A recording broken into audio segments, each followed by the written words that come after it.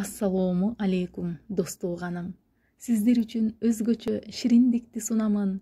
Damı ukmuş jumşak tattуу борсокту жасоого керектелчү азык камдап турамын.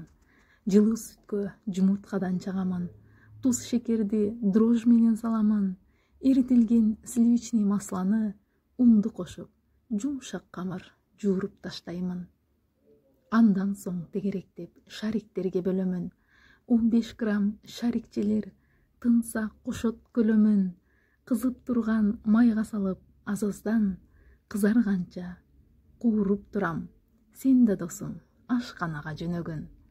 Жыты ширин, өзү даамдуу, даяр болду таттуулар.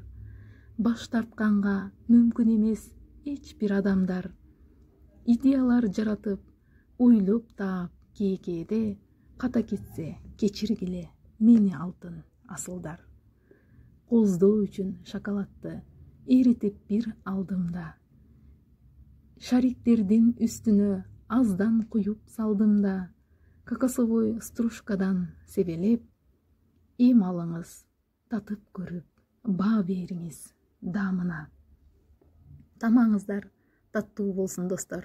Бизден эч качан алыстабаңыздар.